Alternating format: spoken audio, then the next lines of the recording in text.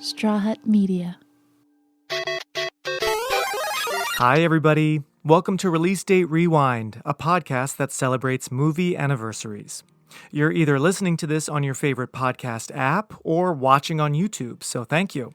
I'm your host, Mark J. Parker, a film lover and filmmaker, and that's right, you heard that little voice just a moment ago. This show is now part of the Straw Hut Media Network. This is a milestone for a show that celebrates milestone anniversaries. I am so happy and thankful and excited, so thank you, Straw Hut, for joining forces with me. If you're new to the show, each month I talk with friends about movies we love that came out years ago to see if they're just as good as we remember. And May is a time for adventure. In this episode, we are going back to May 28th, 1993, 30 years ago, when That's the Way Love Goes by Janet Jackson was the #1 song, and Cheers, Saved by the Bell, Designing Women, Knots Landing, Quantum Leap, and The Wonder Years had just aired their series finales. That's a lot. It was on this day that not only Cliffhanger and Made in America were released in US theaters, but so was Super Mario Bros. We're talking about that original live-action, very odd, cult classic that turned heads long before this new animated version with the same title took the world by storm. If you haven't seen this 1993 movie or need to rewatch before we spoil all the highlights, it's sadly not streaming or available digitally anywhere in the US, which is just a crime. It's so crazy. But you can do what I did and go to the Internet Archive online. And that link is archive.org/details/Mario_movie_1993. Okay, hopefully you got it. All right, plumbers and princesses, I got a feeling we're not in Brooklyn no more because it's time to rewind.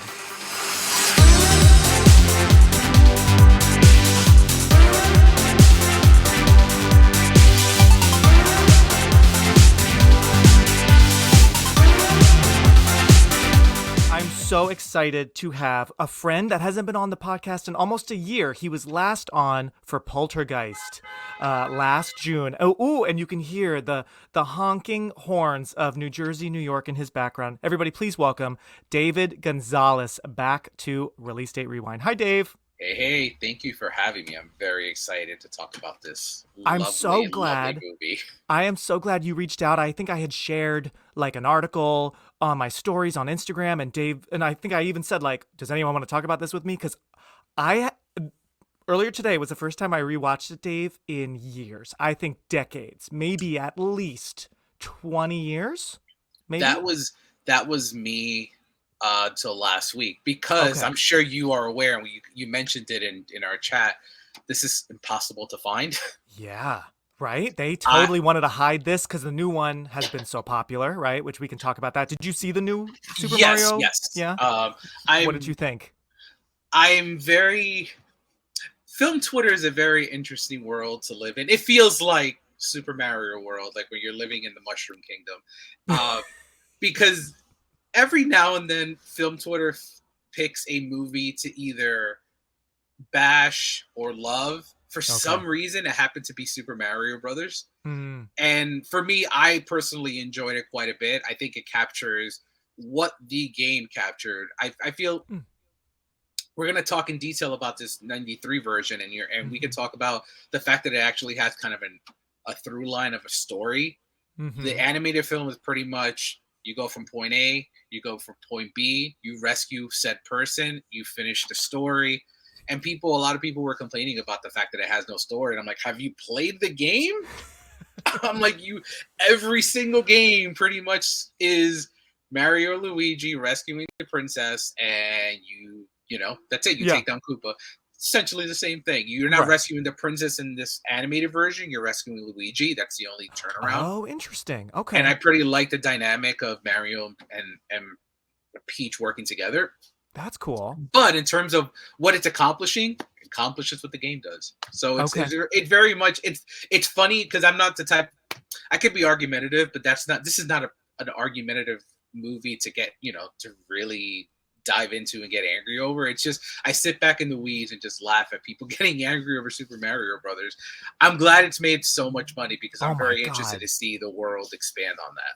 Yeah, I mean, I assume we're absolutely getting at least one sequel, probably a few, right? I mean, it made millions its opening weekend. It kind of surprised me because I had heard, I heard the whole Chris Pratt drama that he was playing Mario and everyone's like, why him? Which I agree. I'm like, why him? But what the heck? That made so much money its opening weekend. I forgot it was even out. I haven't seen it obviously, but I will. I'm super curious to check it out. Over $1 billion Oh already. my God, Dave, that is wild. Especially, I mean, wow, when you think about it, when was I guess Top Gun Maverick made a ton of money last year, but So we like, last year we had, I believe, $2 billion oh yeah, movies with Avatar. Avatar and then Top Gun Maverick, and then Yeah. before that we had Spider-Man, Oh, yep. No Way Home, and then Hmm. before that we didn't have anything until For, pre-COVID, where we yeah, had, I think maybe 2019 Avengers. set the record. I think it had Yeah. six, Wow. five or That's six, because it had wild. Endgame, The Lion King, Oh, Joker, wow. I forgot about the Lion King. Yeah, those, Joker. um, I think Toy Story 4 Oh, made a maybe. billion. Yeah, I know probably. there was. I know it broke a record. I can't remember Yeah, the other two off the top of my right. head, but I know that it was a huge deal. So this is Crazy. huge. I mean, I think it's pacing itself to be in the top five highest grossing animated films of all time, which is Wow. pretty That's amazing. pretty amazing. And as someone that loves the Oscars the way I do and follows the Yeah. politics of the Oscars, yes, it has a 59% on RT. It doesn't matter. This Yeah. movie, I think if it's a weak year in animation, because right now I feel like it's top heavy with Mm-hmm. Spider-Man Mm. Mm-hmm. and there's the makers of Wallace and Gromit are releasing a movie plus Elemental. So I think those Oh. three feel like they're, even though we're in May, feels like a sure thing. I could easily see Mario as like a 5 spot, just getting Yeah. in there with the box office, because they love Oh, just bringing in totally. those popular movies, especially Yeah. since the low ratings. So Absolutely. Yeah. Especially yeah, for animation, I feel like they want some of the bigger ones. But the animation does look beautiful. Like the commercials and trailers I've seen for the film, I mean, it looks so good. So, at yeah. least visually. I can say So, even those that haven't liked it, at least they've praised that it's one of the most beautiful looking animated movies yeah. I've ever seen. It's gorgeous. Wow. Interesting. Well, and then now we're going back 30 years ago to a Yes. less gorgeous looking movie. But before we do that, I Yes. want everyone to know all the cool stuff you're doing, Dave. So, okay, you are the co-founder, or I should say the founder, right, of the Yes. Cinematic Reel. You're right, your Yeah, news and it's review site. How's that going? Tell me it's been everything. so long since I've been on that I've had a complete name change and rebrand. The Yeah. last time I Uh-huh. was on, it was Real Talk, and then I'm Yeah. in January I did a little bit of a rebrand, changed the color scheme. Now we're the Yeah. Cinematic Reel. It's Looks been going good. great. It's been going great. Been very very busy. Covered Sundance earlier in January. I've been covering all That's these films great. that are have been dropping. And did you I go to Sundance or were you doing it no. virtually? Did Yeah. it virtually. Ironically, I got an email today that with the Sundance dates and kind of Mm, encouraging me. They're like, "Hey, we're pretty much we can we'd like you to come." And I'm like, nice. it's expensive." Yeah, well, see, that's the thing. Are they not they're not like covering anything at all? No, nothing like Yeah. that. Yeah, Okay, that's yeah. why right now, if I had a pipe dream of or a bucket list of film festival I haven't gone to that I really would actually take Hmm. the trek to is Cannes. Like that's the Oh, one yeah. that I'm. If I do one day, that's kind of like, okay, I don't need to travel to any other festival, because Right. I'm about to start covering Tribeca in 2 weeks, Okay. Yep. and that's kind of one of my favorite film festivals. But no, yeah, Right. outside of that, it's been really fun. You can definitely find my work on the cinematicreel.com, and also Yeah. on Rotten Tomatoes. I have all my reviews posted there That's so on my Rotten amazing. Tomatoes profile. So Love that. We have yeah. a film critic in our midst, everyone. And then you have your podcast. You have Real Talk still, which you've been Yes. doing that now how many years? So Real Talk Real Chronicles has or Real been Chronicles? ongoing since 2017. 2017. Okay, And yep. then I have Chop Talk, which I started last year because, Yeah. I adore horror as a whole, but it's Oh, yeah. specifically 1980s horror. I think Yes. 1980s horror is probably, in my personal opinion, the best, in terms of entertainment wise, the best decade of horror, Yeah. because of they were just throwing shit on the wall and seeing what stuck. and a Right. lot of it just turns out to be some really fun, Yeah. entertaining horror. Yes, we're in an era where like prestige horror is in effect, but I just have so much fun watching and trying to take themes out of horror movies from the 80s. Like you could definitely find my wild takes on Chop Talk as well. So, Love but it. yeah, Yo, this is what's your next Chop Talk movie? uh Do you have oh something lined up? Demons, Oh, Demons. Okay, I don't think produced I've seen by that one. produced by Dario Argento. Yeah. Okay. Um, it's pretty much a what happened if you're in a movie theater and zombies come Oh. into play. Oh, that's fun. Yeah, Oh, super fun. Okay. it's Yeah, I totally super, agree. 80s movies were just very bold, 80s horror movies especially, right? Very bold, just like making our nightmares come to life. And maybe it didn't work, maybe it did, right? And the lots of great practical effects. And yeah, it makes me actually, the more I talk about horror and like with you and different people, like the more I talk to fellow horror fans, I realize I need to make my shorts a little bloodier and gorier. I think gore is like really popular again, you when know? you do it right, when someone does it Oh right, I yeah. just think it's so effective. But I know It's you guys just talked about the Evil Dead franchise on Real Chronicles, right? And I yes, did on this show. There you go. it's Yeah. very much because I'm like Evil Dead 2 and Evil Dead are two of my all-time favorite horror movies. Yeah. Evil Dead 2 just surpassed Evil Dead in my Okay. rankings on this Yeah. rewatch.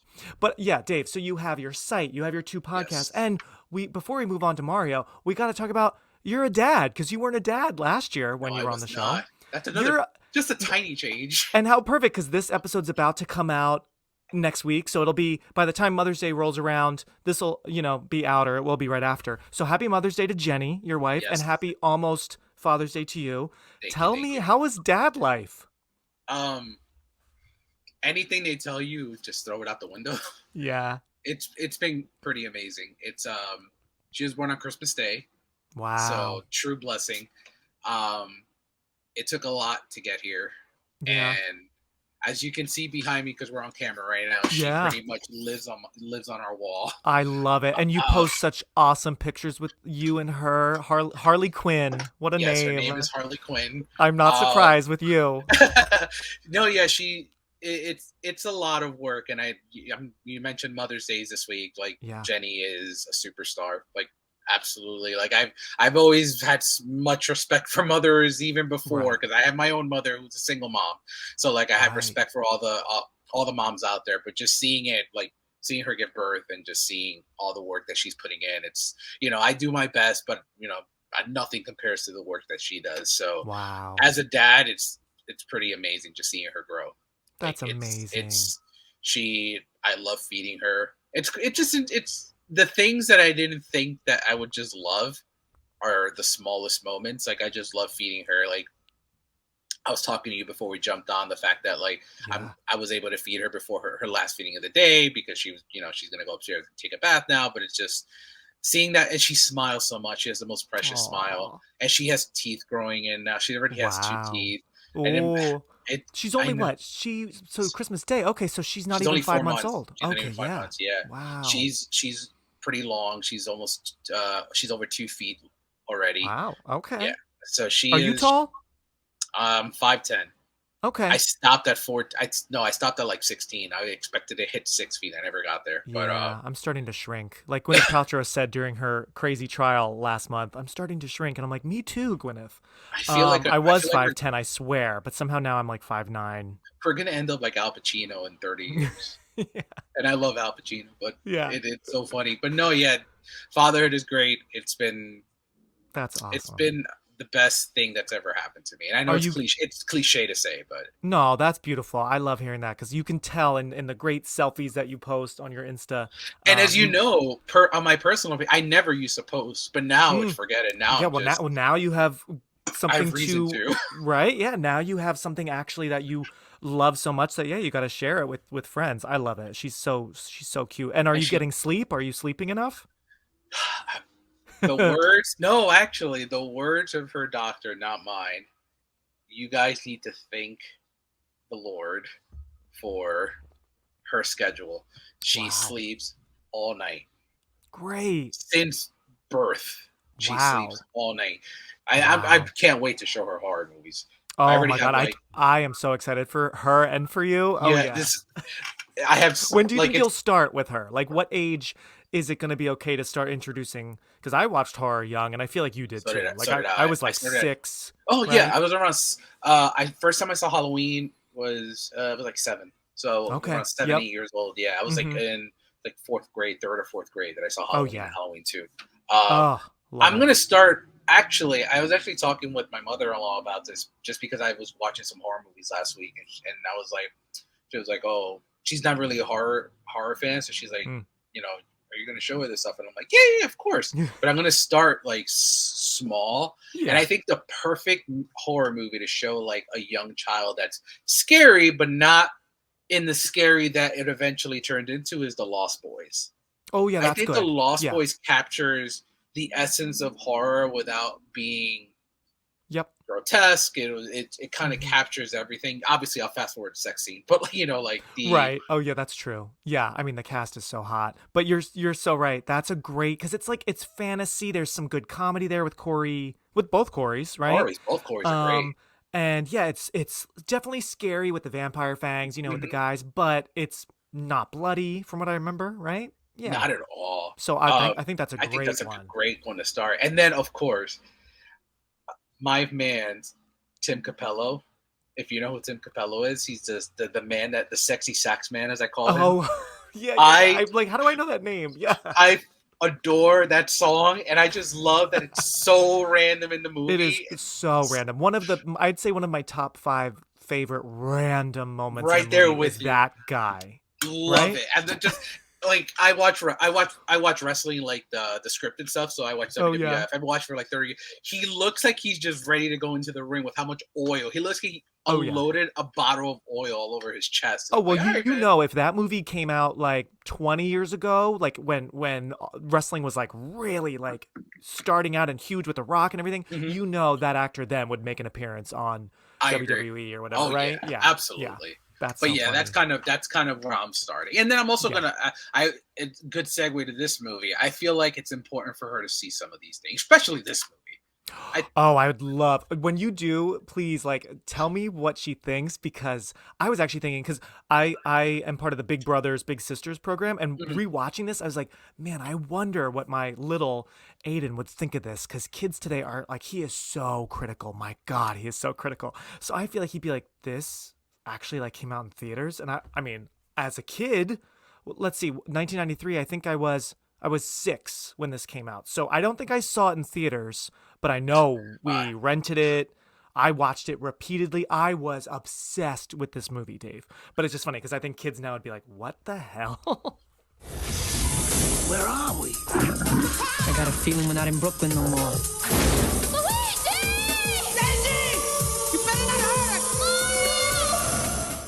I actually saw this in theaters. Did you see it in theaters? Wow. Who'd you go with? Do you remember? My mom took me because Oh, I grew up and to this day I have an NES and SNES at home okay. because I love playing the same way I love old movies. I love playing retro games. Yeah, So I'm a big when I'm growing up, I I was love big that. into Nintendo and Super Nintendo. I was like obsessed Oh, with Mario. I Like right behind me, I have my Nintendo and Super Nintendo, but I need to set them up. I need to figure out how to like set it up without an old school TV. So you gotta like the teach best me your way to tricks. do it. Oh yeah, I could definitely let you know that. But like I was big into I had a Sega, I had a Nintendo, I had a Mm, SNES, but I was always drawn to like the Mario games and I just found hmm like they were the most fun. Like Super Mario World for SNES is hmm probably up there. That and The Last of Us are probably my 2 favorite games I've ever Oh played. yeah, that's cool. Um so I was like when I saw it in a was Nintendo Power that they were Oh, the okay. old magazine that they Yeah. were talking about the movie. I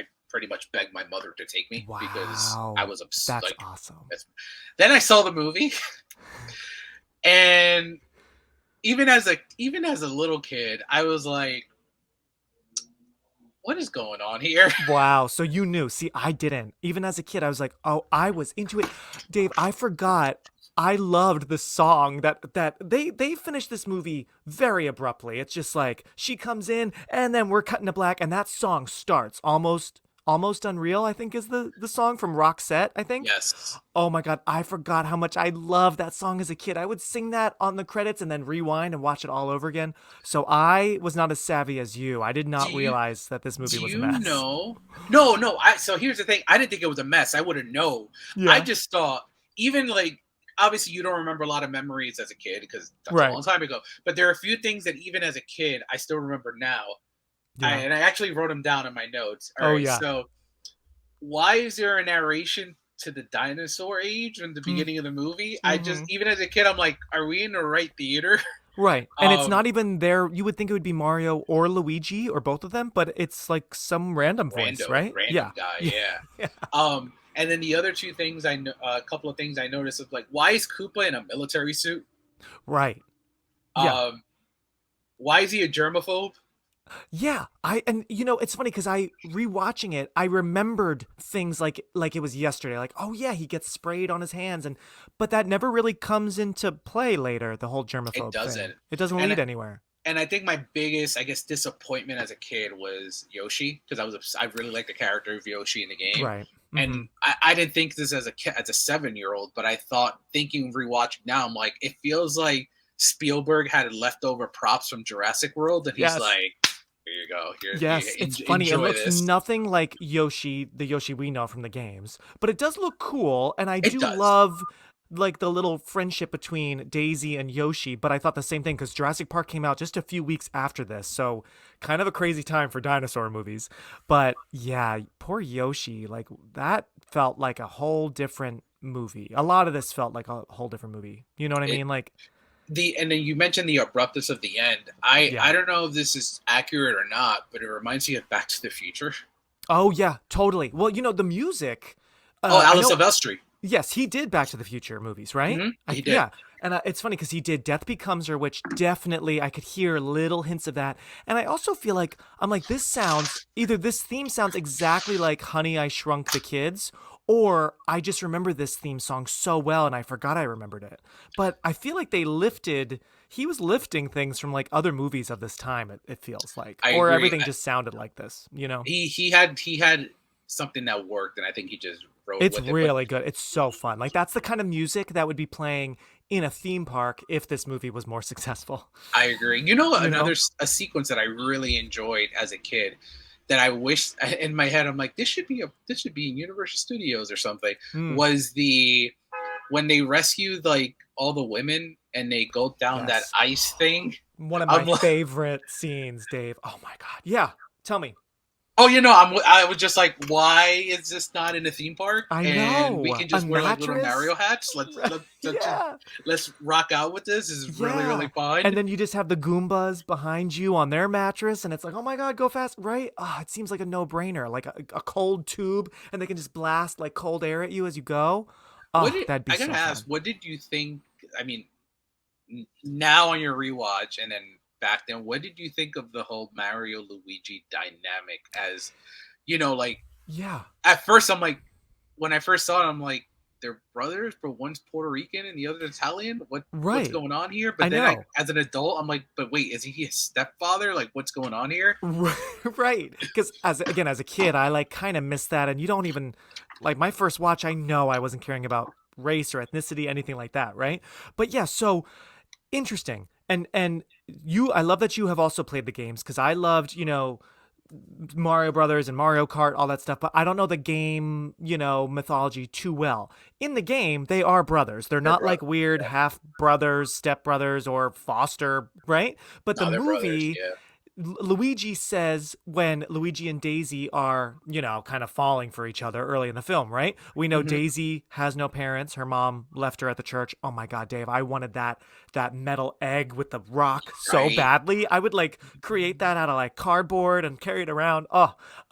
So we know her story. And then Luigi says at that Italian place when she's talking about her parents, he says, yeah, I'm like you. I don't know who my parents are. Mario basically like found me and raised me. So I was like, oh, okay, that is something I definitely forgot, Yeah, or I just totally forgot. right. And my assumption is that is the filmmakers saying, yeah, we know Bob Hoskins and John Leguizamo are two totally different races, Yeah. right? So they're gonna just add this line in. And don't get me wrong, I feel like with a movie as fun and wild as this, and with Mario, I don't know, and I want to hear your thoughts too, definitely. I don't know if like race is so important because it's all this crazy bubblegum fantasy thing, and John Leguizamo is so charming, especially back then, 30 years ago. Oh my He is god, so much fun. Bob Hoskins is so in character. Like, so the two of them feel like really good fits to me, casting wise. Would you agree? 1000% agree. Right? Even though they didn't want to be there, I have some. I don't know if you have this for Yeah, I later, but saw I that do have some too. stuff for later. I feel like despite the fact they didn't want to be there, their chemistry is pretty on brand. Right. I really like everything they do together. And like you said, I mean, Leguizamo in '93 was like chef's kiss. He Oh had my this, and he gosh. had Carlito's Way that in '93 as Yes. well. So pretty Yes. much broke him out. I you nailed it with the idea of like this movie's so out there for the era that race wasn't really, especially us as kids. That's not even what we were Right. thinking at the time. Um, how much cocaine was taken on the set of this movie? Oh my God. I feel like every drug and every drink known to man was had to be on this set because yeah, real quick, let's go to what you were going to say. I was reading and you might have more info for sure. Hmm. That Bob Hoskins and John Leguizamo would drink not only before working, so I guess they would just wake up and start drinking, but they would Hmm. drink between takes. Did you Yep, see that? I They were did. so miserable. Apparently the directors were not great people, kept throwing new scenes in, and that's why the tone is a little all over the place, right? I know Yeah, there's like a director's cut that has 20 more minutes that is online. I do want to watch it because I'm so curious I'm because curious too. a lot was cut. But yeah, I know it was not easy to make this. I think Dennis Hopper said he was only supposed to be there 5 weeks, which also is a lot for a movie. 5 weeks?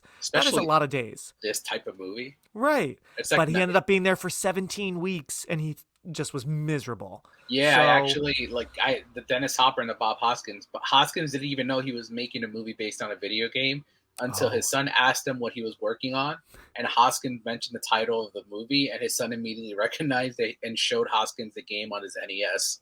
So that's wow. how little connection there was between I know director. they really wanted Bob. Like they kept rewriting it, lots of rewrites, a lot of different writers. Those three writers that are credited in the film, the finished film, Parker Bennett, Terry Runty, and Ed Solomon, there were like three times that many writers. And they apparently kept sending Bob each like rewrite, each new draft until finally, I guess he just said, sure, Did yeah, fine, I'll did do you it. see? I took down a list of like front runners for the roles before they landed on certain. Yeah, tell us. So for Koopa, like some of these would have been interesting, but there's one I'm gonna leave for last because that would just be bad shit. So Armand Asante, who ended up going, he ended up playing Gotti in the HBO '96 movie. Yep. Kevin Costner. It feels like this feels like some of these names feel like we sent it to his agent and we're gonna call that we offered him Right. the part. Like Come on no, now. no I way. cannot imagine Kevin Costner anywhere near this movie, right?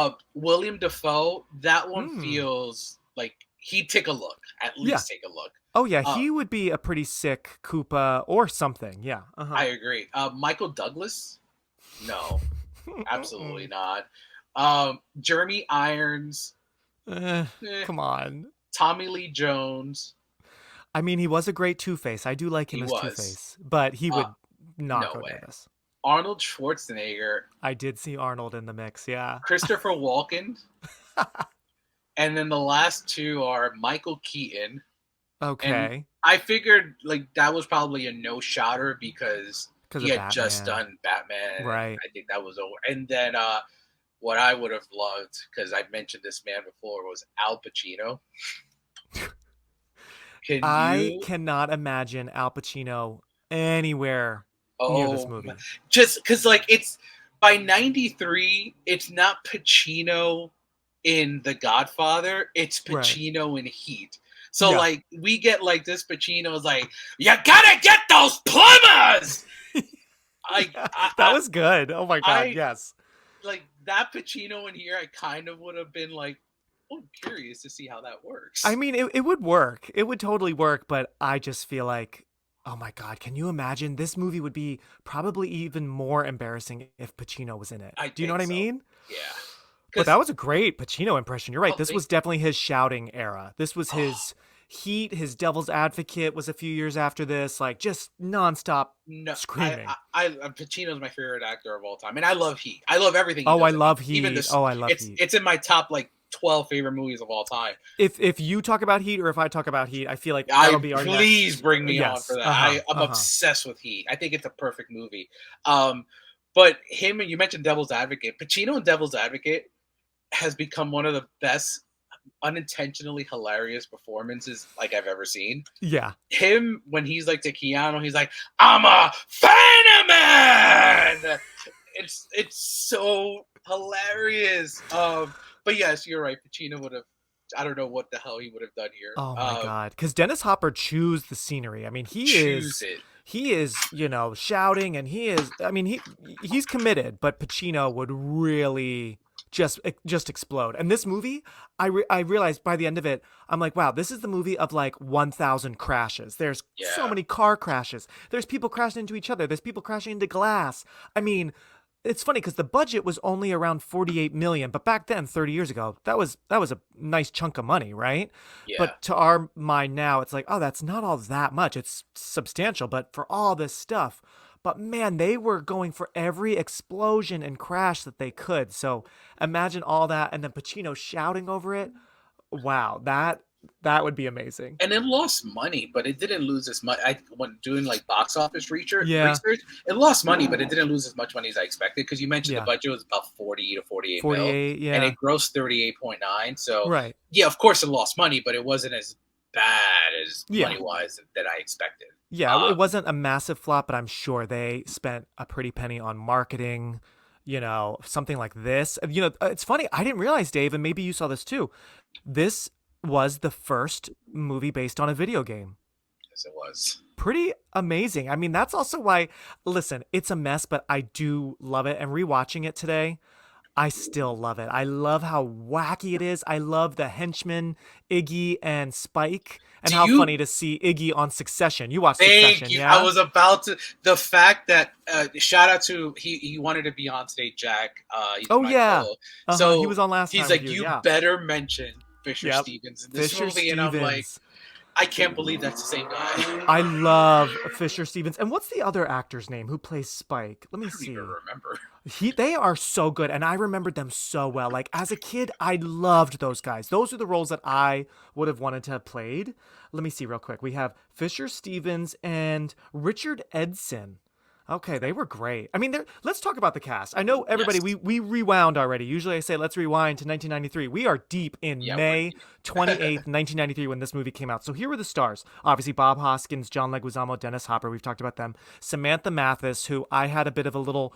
She was hot in this moment. She did this. The next year was Little Women.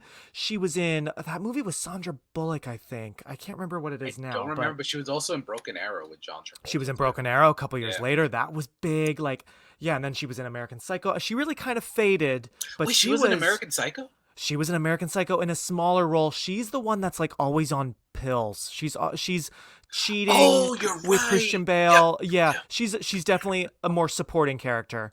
But yeah, after that, she kind of faded. But so those are our leads. But yeah, Fisher Stevens, Richard Edson as Iggy and Spike, such a fun duo. We have Fiona Shaw, who many people know her now in that show Killing Eve. But Fiona Shaw as Lena, wow, what a role. I remember I was very intrigued by her. She's in the crazy red hair and the skin tight, slinky outfits, and she's very snake-like, right? Yes. She was great in this. And then also we have... Francesca P. Roberts, who I have to shout out, she plays Bertha, and I remembered Bertha so well. I love Bertha, the red spiky outfit. I don't know if this is accurate. Do you know who she's supposed to be in the game? No. Do you? I don't know how accurate this is. This is just I feel like this was very loosely based on the game. Oh, the internet, right? And Mark, the internet never lies. So I'm sure what I'm about to tell you is 100% true. Apparently, she's supposed to be the fish. The red and white fish. Oh, okay. I don't believe that, but I was like, Wow. let me throw it out there because I read it. I love her. I love like that little sequence with her and Mario Oh. with their dancing. It's really Oh fun. my God, it's so funny. I was gonna say, Dave, that is one of my favorite scenes. That and the sliding on the mattress. But yeah, the way they're dancing and he's trying to bite the meteorite and he's trying to, get it. So funny. I love it. And then I love how she randomly, instead of being angry at him for stealing it, she's like, okay, I respect your theft game, and now I'm gonna kiss you and now I'm gonna help you. I'm like, okay, doesn't really make sense, but thanks, Bertha, right? Yeah, for sure. They're brothers. They're plumbers. Oh no. Mario! Luigi! They're on the trail of a kidnapped princess and a mystical meteorite. It's incredible! That gives anyone who possesses it the power to rule the universe. Get me the rock! Come and get it, lizard breath! I want to hear from you in your own words. What is Super Mario Brothers, the 1993 version, about? Can you make sense of this film in your own way? Tell us, anyone out there who hasn't seen it, who just wants to hear it through us, what is it about? This is much harder than Poltergeist was. Oh, it is. Uh-huh. All right, so let's see. All right, so the story is about two plumbers that are in a random mob war with another plumbing company, and Scapelli. the Scapelli brother. Was it just Scapelli brothers, or just Scapelli? I think it's Scapelli Brothers. Okay. I think. So they're if I in a remember battle correctly. with Scapelli, and in order to try to win this battle with Scapelli, they go to a job, but the Scapelli brothers beat them to it. And in order for the Scapelli brothers to take them down, oh my God, don't they start a flood? Yeah. And then The flood, they yeah. find themselves in a cave. They randomly get transported into, I guess this is the Mushroom Kingdom.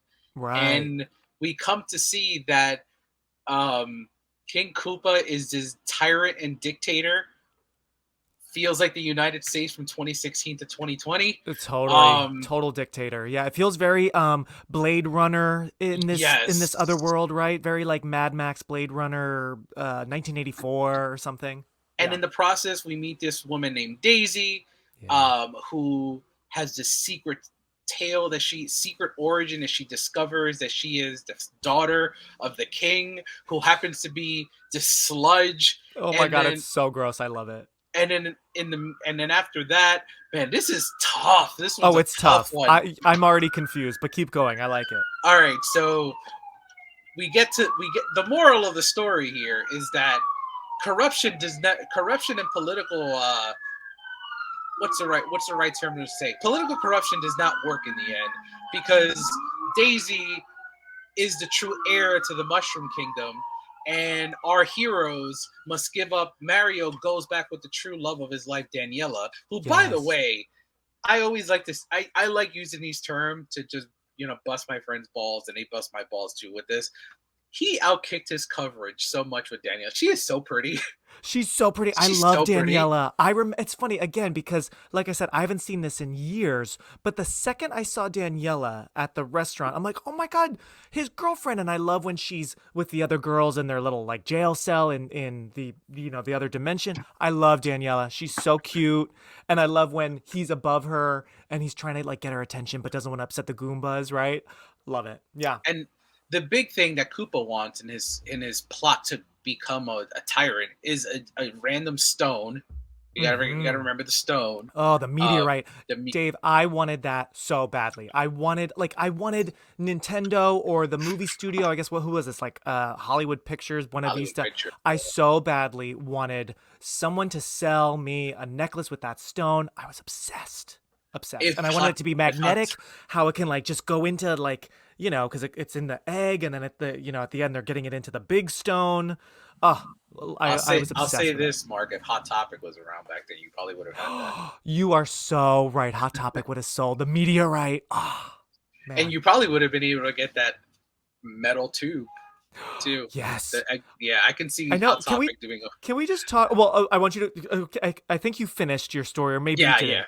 Yeah. Okay. Can we just talk about how Daisy was born from an egg? Wow. The beginning the baby hatching from an egg within this weird metal cylinder dropped off at the church. These nuns are bugging out. I mean, that's right away when you know, okay, this is not going to be your average movie, right? No, not at all. Not at all. It reminds me, like, I have a very soft spot for Batman and Robin. Oh, yeah. I've gone on record, like, on other podcasts and just, like, with my friends about, like, the ideas that, like, we can destroy Batman and Robin for not being Batman and Batman Returns. But and Schumacher has gone on record in terms of, like, this is a job that I was given, and I was given a movie to sell toys. And anyone that watches Batman 66 that praise Batman 66, look at that and they consider, like, some people consider Adam West the best Batman. In the 60s, that's what it was trying to accomplish. And that's what Batman and Robin was trying to accomplish. It was the movie it set out to be. This movie, I guess this is what it sought out to be, but I put it in the same conversation of Batman and Robin in terms of, like, it gets the guilty pleasure vibe right. Because you look at a movie that comes out in 1997, Mortal Kombat Annihilation. Oh, yeah. And I think it's one of the worst movies ever made. I remember not liking that one. I liked the first Mortal Kombat a few years prior, right? But that other one, yeah. It doesn't capture... I feel like there's some magic here, even though it's not a good movie. But I think there's some magic for us. Like, I wouldn't show this... Like, I would show this to my daughter, but I wouldn't... If I had a cousin that was, like, 15 or 16 years old, I wouldn't dare. Because they wouldn't get it. Or even at early 20s, I don't think they would understand, like, the fun of these movies. Because I think nowadays with film criticism specifically, there's very much this has to be a certain artsy-fartsy thing. Right, listen, it has to be great or awful. There's very little in between. Right? And listen, I'm the type of guy that, like, me personally, I can love something like, going to last year, for example, I could love something like Tar, but I could also love something like random generic Marvel movie number 745. Right. And that's kind of the way I feel with Super Mario Brothers. I think it's like, totally. It's very much like a magical experience to watch this movie. Even on the show, that's why I love talking about all these random, well, I guess they're not all random. This one's kind of random, right? But I love talking about all these different movies that I love, you love, because, like, we can talk about the Oscar winners, and then we can talk about the major flops that turn into cult classics, right? You have your Titanic, your Evil Dead, you got Super Mario Brothers, you got Tar, right? So yeah, there's absolutely, I think, a lot to love here, whether you do look at it with a nostalgic lens like you and I might be, right? Or if you're someone our age seeing this for the first time and just enjoying this whole world they built. I mean, it really does feel like an amusement park, you know? It does. They put so much effort into all this stuff, all that fungus, the dripping, you know, and how funny that turns into Lance Henriksen. I totally forgot. I forgot that was Lance Henriksen too, yeah. Right? Has a cameo. How random, you know? But yeah, there's a lot of work involved in this movie, and you can feel it, and I appreciate it. You know, not all of it works. I think it's got a great soundtrack. I love that they have the Divinals that they sang. When I think about you, I touch myself. But this song is a different one. You know, in this movie. But yeah, you know, this movie actually, I never thought of it this way. But rewatching it, it's a lot like Tank Girl. Did you ever see Tank Girl with Lori Petty? I saw it once. Oh, Dave. I don't remember much of it all. It's it's more wild than this. Wild with Naomi Watts is one of her first big movies. Is it? Oh, Naomi Watts. Yeah, dark hair, Malcolm McDowell, but it is Mad Max. It is wacky comedy action, and I feel like the early 90s we were seeing some, you know, it's similar to Leprechaun for me, where it's just this total crazy, weird, wacky comedy, you know? So I appreciate at least that they just went gonzo and just tried some things. A buddy of mine, and I think this is probably was the execution what probably many people expected? No.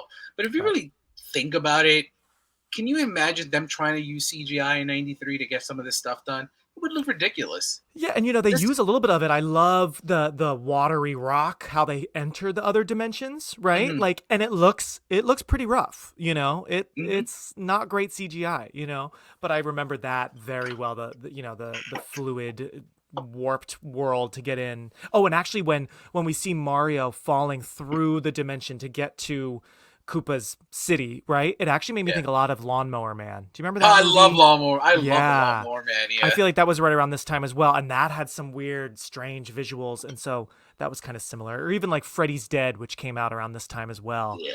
Nightmare 6. Yeah, that one's rough, but that also had some weird, trippy, video gamey visuals. So It does. yeah, Yeah. this is definitely a certain specific era in film innovation, I'd say. You know? It's right before CGI started really taking into effect. Oh yeah. And how And funny, again, going back to Jurassic, just a couple weeks later, Jurassic makes this movie look like such crazy, bizarre indie film, like odd crap. And then you got Jurassic with the sleek CGI and all that, you know? I do think this era, like 93 to like 96, feels like what's the right word? Like a time capsule of an era before CGI doesn't get it right. Because if you look at movies that use CGI from like 98 to like 2003, 2004, some of them are unwatchable because the CGI is so bad. So I feel like this movie, yeah, it's not great, but I think it just came out at the right time for that era. Because I just don't think, I think this movie would not have any cult or any guilty pleasure vibe if it came out in the early 2000s with some really awful CGI. It'd just be one of those movies people just set it and forget it, and you don't really talk about it anymore. I mean, the bad of this movie, I think, it's what makes it so special in terms of like a guilty pleasure. Totally. And you know, we were just talking about The Thing and practical effects and all that. So there's something about practical props and effects and, you know, actual things. When Daisy touches Yoshi's face, I know that she's touching a thing and she's not just imagining it, you know, and it's green screen. There's something that like you can just see that the dimension of there's a physical thing. These Goombas are, you know, like animatronic, whatever, little heads, right? And I really do appreciate that. You know? We haven't talked about, what do you think of the we got to talk about the Goombas. Oh my God. And the whole creepy chair, how it turns, you know, their heads into them. I think the Goombas are so fun. Another scene I love that I remembered well is the elevator scene when Luigi starts swaying them, and it's so stupid just to get them distracted so they can... With the dancing sequence, when they're finally in their suits. It's so it makes no sense, but just the fact that they're making them dance, it's just so funny. You're so right. Yes, sorry to cut you off. You are so right. It takes too long to get them in their iconic suits because the whole time I'm like, they're still not in the uniform. Like, and no one's really in their uniform. Even Daisy in her mother's dress isn't pink. It's like not purple. Pink. So yeah, it's just so weird to me because another movie would have absolutely put them in their, you know, their character uniforms much earlier. So I agree. But I do love, you're right. What makes that elevator scene even more fun is they have the hats on, they're in their like overalls finally, right? I understand because I do see in a lot of movies like Marvel recently did this with the Netflix show now on Disney. It's going to be on Disney Plus in Daredevil. Okay, They kept Charlie Cox out of the outfit to the last episode. That's interesting. Okay. It worked. It worked for the show. But for here, I agree 1000%. I think I understand why he starts the way it does. Mm-hmm. But as soon as they get into the Mushroom Kingdom, I feel like, all right, here we go. Now they're in where they're supposed to be in green and red. Let's get this going. Yeah, because they steal these uniforms from like some workers. They just pull them out of like a locker, right? Yeah. So they're kind of accidental. So I kind of wish they were like put in them when they're in prison earlier in the movie. Oh, that's a good one. That's right? A good one. Like that's just their jumpsuit, but it happened, you know, because already they're like changing all sorts of things from the game. So might as well, you know. So yeah, that's one big critique I have is, yeah, no one kind of like looks like they would in the game. Go ahead and say it. Dinosaur. You may think of evolution as an upward process. Loyal child of the royal family. What I care about is the future of our species. I think the Goombas are fun. What do you think of them? It was odd. Super odd. I'll say this. I love them too. But again, nothing to do with the game. Any game in Mario, right? None. Right? Not one thing. I don't. I really do think we joked about the drugs being used on the set. Like, who comes up with this design? It's just so odd of the little head and the big body. It's an interesting It's very Beetlejuice to me, right? Ooh, like that's especially when his head shrinks, at the end. I feel like, actually, I feel like I read that the writer director, the directors, because the writers were separate. The directors were a husband and wife team. Their names were Rocky Morton and Annabelle Jankel. I think they were foreign. And I did read somewhere, maybe you did too, Dave, that they I guess they came from animation. They did a lot of music videos. They had directed one movie before this called DOA with Meg Ryan and Dennis Quaid. So they had at least one other feature. But I feel like I saw a quote that they came from like a Tim Burton mindset where like they got really funky with their work and animation and stuff. So that's why I do think of Beetlejuice and maybe some other Burton-esque things when it comes to this movie. You just gave this movie a better director. Oh yeah. Oh, Tim Burton would have been really interesting with this, especially back then. But he was busy with other great stuff. I just thought of like so many things Tim Burton would have had. Right? Oh my God. The production. Yeah. I mean, I do think that the production design in this, despite of it's supposed to look that like apocalyptic, I think the production design is really good in this movie. Yeah. Oh yeah, very gritty. It's very like 90s grunge, what the 90s thought the future would be like, So it totally works for me, for sure. Yeah, the set. So who got it right? Back to the Future Part 2 or Super Mario Brothers? Who got the future? Oh God. That's interesting. I feel like probably Back to the Future 2. I don't know. I haven't seen that one in a while. What do you think? Back to the Future 2 for a few like things. Yeah. The fact that you do have, and I did own a pair of the self-lace sneakers. Yeah. That and the fact that they actually almost predicted the World Series in 2015. That's right. I will never forget the Cubs almost winning the World. They missed it by a year. They won the World Series in 2016. Oh my gosh, that's funny. Oh yeah. But no, yeah. Back to the Future Part 2. I don't think, Super Mario Brothers, outside of like my joke about like 4 years from 2016 to 2020, I don't think it's like, it's just. And it's funny that you do bring that up because even my husband Greg was watching a little bit of it with me today, and he noticed, especially when Koopa is pretending to be their lawyer when they're in like I think Mario says, let's bust out of this chicken coop or whatever. They're in those cages in prison, right? Mm-hmm. And Koopa shows up as their lawyer, quote unquote, and is wearing, a suit and tie. He does come off very Trumpian there, for sure. Maybe it's the blonde and the whole look and his grumpy face. So yeah, it's interesting to think. I mean, because obviously Trump was a big deal then, so maybe they were a little inspired by him. Well, another Back to the Future 2 callback. Biff in the future is alternate Biff is a Trump ripoff. Yeah, it's pretty much it's a satire on Trump. So you're on the nose there. You probably there probably is something there.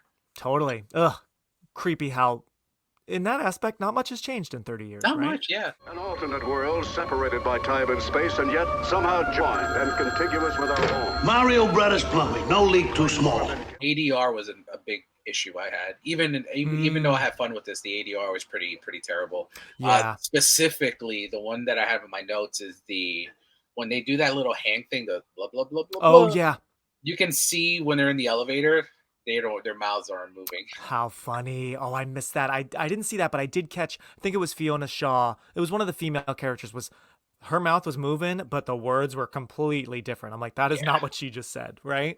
Yeah, the ADR. And I guess that had to do with, I know, apparently, and you probably saw this too, apparently Disney got the rights to this just like a few weeks before, or a few weeks before filming. And that's why there was yet again another rewrite.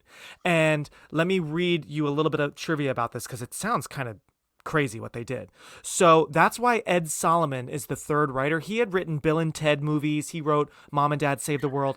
Disney brought him on, and the producers feared that the project was skewing too far from the intended audience. So without telling the directors and the cast, the producers and Disney brought in him and the script changed. And so, like that, and like apparently made the directors want to run away, but it was already too close to filming. So yeah, I think that's why we can tell there's like some, because sometimes it's very silly and family friendly. Like there are times when John Leguizamo as Luigi is so dumb that I'm like, oh my God, come on, right? Too Like dumb? that whole flying bit, and then he's like, oh, I'm actually just hooked. Do you know that scene where then Mario jumps silly. and the fungus helps him? Yeah. I'm like, okay, this is actually like too silly, right? But then there's some sexual stuff, and also, did you catch as an adult, I almost called him Hopper, Koopa like kind of wants to have sex or rape Daisy. He's like, Oh, yeah, he's got his very tongue rapey. out. He wants to kiss her, and then he says like, I'm not done with her yet. Like, ooh, so like there are definitely some adultish things going on, right? Kind of goes with the person we were talking about before. Yeah, totally. You are again so right, and maybe they knew something. Yeah. No, yeah. Like I think the Disney of it all is a very interesting. I mean, I think the answer is one big question that goes back to when we started the old why can't we find this anywhere? And it's probably a rights thing. Yeah. Because it can't be on Disney Plus. It would be, but Disney doesn't have the rights to it. Yeah, that's so interesting. Because what's the studio behind the new one? Is it Fox? It's Universal. It's Universal. Okay. Yeah. Oh, good. So it'll be on Peacock before we know it. Love that. Well, or maybe not. I don't know. You never know with really successful ones. They like to wait. But yeah, you're right. That is interesting. So I guess rights were for sale and Universal got it because it is weird. And it's also weird because it's not Disney. It was their Buena Vista. It's like their subdivisions. So that means like Disney proper didn't want to. So they knew it was going to be a little grungy, a little adult, a little weird, right? So it's very interesting how little things. faith. Yeah, right. It's weird. They wanted to jump in late, but didn't actually really want it. It feels like they threw in some of these movies to their sub departments when they didn't have as much faith to put the Castle brand on it. Totally. Because I mean, there's some gems on their sub brands that. You even look at like something like Miramax is a sub brand. Oh yeah, absolutely. People forget for a long time. Mm-hmm. So essentially, Scream is a This dimension Isn't that funny? Yeah, it's so funny. Some real violent horror films are sort of under Disney. Sort of Disney. Yeah. I remember when I got my screener to Hellraiser last year. Oh yeah, that was pretty good. I liked it a lot. I thought she was fantastic as Pinhead. Yeah. But no, the big LOL of it all was it says every couple of minutes it pops up property of Walt Disney. Oh, and in just my head, I'm like, oh, that's so funny. That's just so funny. That just this violent horror movie. That is funny. Oh my God, that's so weird. Yeah, that is so weird. Love it. But no, yeah, something not seen per se, but like two things that I wanted to note that I found out were in terms of someone that was offered the role to the directing job was Harold Ramis, but he turned it down. Interesting, because I did see that Ghostbusters was maybe a legit inspiration, or at least sort of like subconsciously a inspiration. So that's interesting. I could see that, and he probably would have, I bet, made it much clearer. But interesting. So he turned it down. Yeah, and then I didn't see too many other director. That was the only one that I found. Was that the only one? Yeah. And then the big Luigi what if was and I'm gonna say the actor first, and then when you think about the era, it actually makes sense for what he was doing at the time. Tom Hanks. Yes, I did hear that Tom Hanks was being considered, which is so funny because 93 was also the year of Philadelphia, I believe. Yes, right? sir. Came out later in the year after this. So can you imagine if he did this and then his next movie was Philadelphia? What a wild 180.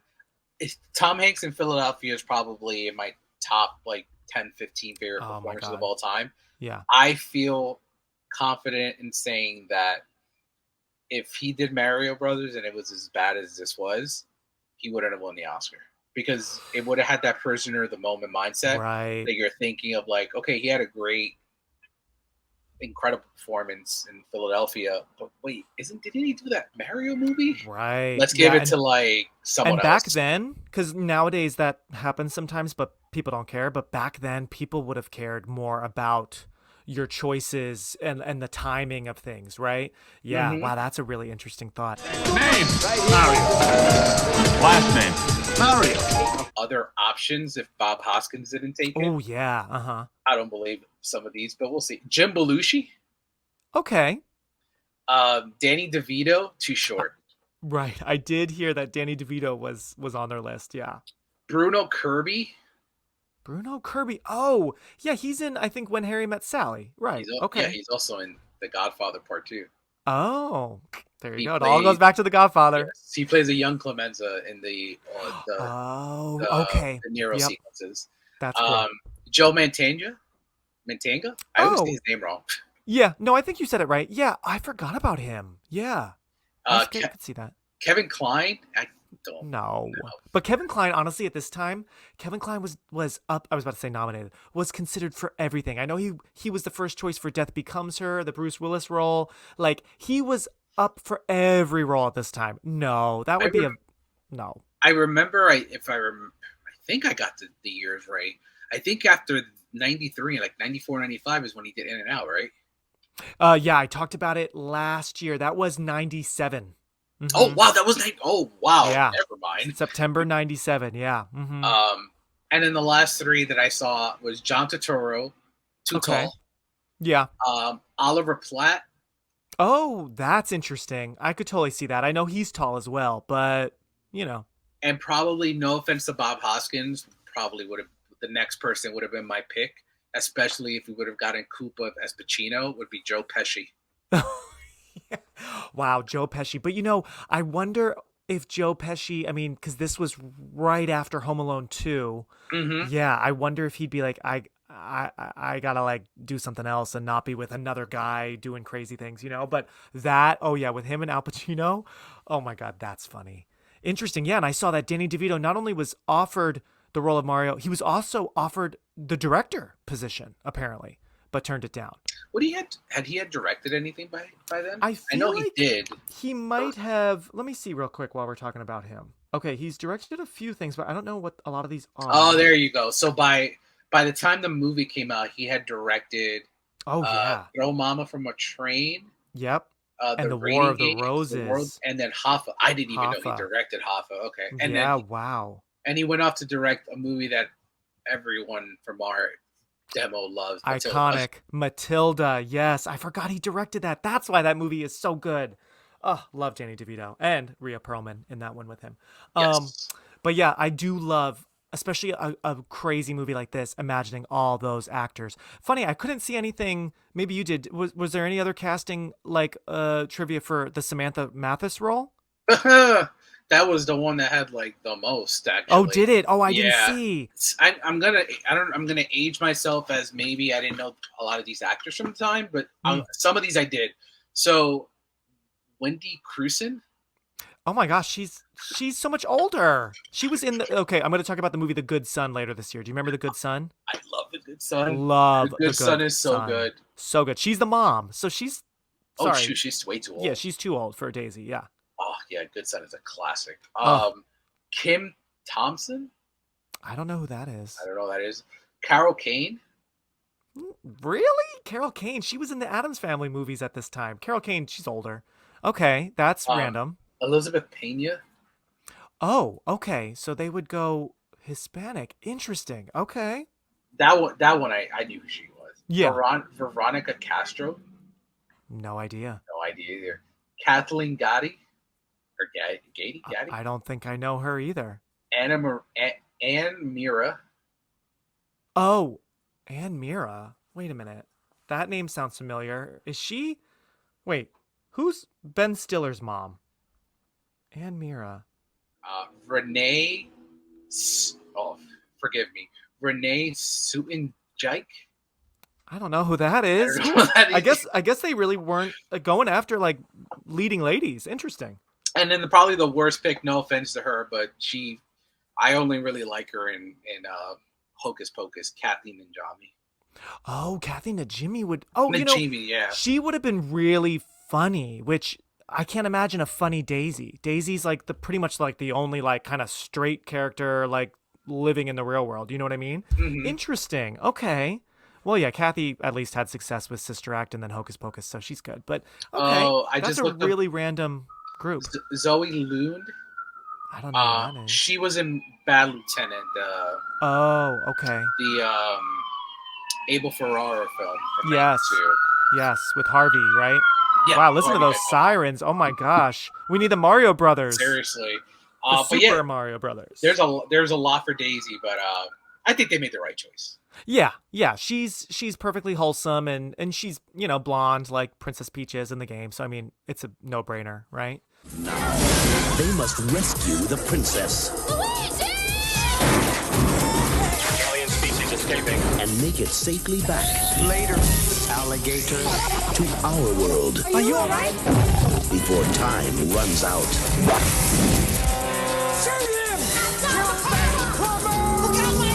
I definitely wouldn't call this a bad movie. Would you call it a bad movie? Like a bad movie that you love? I wouldn't call it a good movie. I Yeah. would call it a movie that accomplishes its goal of releasing a Super Mario Brothers film. Totally. And an adaptation. I don't think, because I consider, like, for me specifically with my taste, like, a bad movie for me has a level of unrewatchability. This movie is actually very rewatchable with a lot of the, like, Easter eggs. Totally. That you find in the movie. Yeah. And I would actually love to someday watch this on a big screen if they ever, play it at midnight or something. Actually, I feel like I tried to do that when I was living in New York at the Sunshine downtown, but I don't think I did. They had fun with it. It is not boring, that's for sure. No, not one second was I bored in this movie. Right? It started a bad trend that critically. Yeah. Did you know that until Sonic the Hedgehog in 2019, there had never been a fresh movie on Rotten Tomatoes from a video? Really? I guess, not even like the Resident Evil movies. Oh, I only saw like one of those. Okay. And then now The Last of Us just completely eviscerated. Right. Yeah, that is on a whole nother level. Although, I gotta be honest, I don't know. Did you watch The Walking Dead? I don't like The Walking Dead. I didn't like it either, but The Last of Us was so similar for me to The Walking Dead. I felt the opposite of that. Okay, to be yeah. honest. So, because I played the game in 2013, and it broke me. Like, I've never had a video game make me cry. And that, wow, yeah. Like the thing that happens at the first episode of the show happens in the game. Okay. In the first 5 minutes of the game. Okay, yeah. So and that was a great first episode, yeah. So that completely broke me. What I found the difference between the Walking Dead and The Last of Us, for me, at least for me, was that I think The Walking Dead focused too much on having a zombie, a walker appear for the sake of a walker appearing. Yeah. The Last of Us never focused. They were there by not necessity, but because it was just part of the long telling story. No, not again! Super Mario Brothers. This ain't no game. For any listener that's watching that's never seen this, I think it's worth a shot just to see how crazy it is, because even as much as Mark and I have talked, I think we're still underselling how batshit crazy it is. Oh my God, yeah, and we both could try to describe this movie like you did, and I did, and I failed miserably. And we would say different things. Like, I feel like this is that rare movie where like everyone can describe it differently in their own way, and still they're not describing it fully. Yeah, it's pretty amazing. But I have to say, I don't know. I think I'm really saying this with nostalgia goggles on, but I think it kind of holds up, at least as a film of history. I don't know if it holds up at all, like technically or anything, but I don't know. I look back on it fondly. I was like a kid again rewatching it. Same here. I will continue to watch this now that I the way I got it is I bought it. I found the physical. Oh, did copy you? Of it. I should have sent you the link. It's on Internet Archive, which is now my new favorite site. I've been able to find a bunch of movies on there for free. But okay, you had to buy it. Oh, I'm very happy with it. Okay. I'm glad I own it now. I'm old school. I'm a physical media collector. No, yeah. So you bought like what, a Blu-ray, DVD? Blu-ray. Okay, yeah. So I wonder, are there like special features on there, like a making of or anything? Oh no. Generic. It's one of those that you get the theatrical trailer. Oh, come on. I gotta like Google. I'm sure it's on YouTube or something. I gotta Google like a making of special. And with all these movies, these bad movies that get these long documentaries, I'm just shocked that this hasn't gotten one yet. Oh, I know, right? Well, I'll send you the link because I did find the director's cut, and for a little bit there, I was like, I think this is the only version I'll be able to watch. But my husband Greg helped me find the theatrical version because I needed to at least rewatch that because, like I said, it had been so long. But yeah, we should watch the director's cut and text each other and let each other know what we think about it, I'm because always down for that. I'm just so curious. I feel like it's probably even wackier and more nonsensical. Trust the fungus. Trust the fungus. Thank you for listening to or watching this episode of Release Date Rewind, and leave a rating or thumbs up to let me know you liked it. Thank you to my friend and cinephile David Gonzalez from the podcasts Real Chronicles and Chop Talk and the website thecinematicreel.com. Video highlights of our conversation will soon be on Portland Media Center's website and YouTube page, so if you'd like to check that out, go for it. Thank you, PMC. Follow me on Instagram at Release Date Rewind to see bonus content and trivia from this movie. And thank you Straw Hut Media, Greg Clements, and Kyle Motzinger. Next time, we are going on an adventure through the woods again with Wrong Turn from 2003. In the words of Mario, see you later, alligator.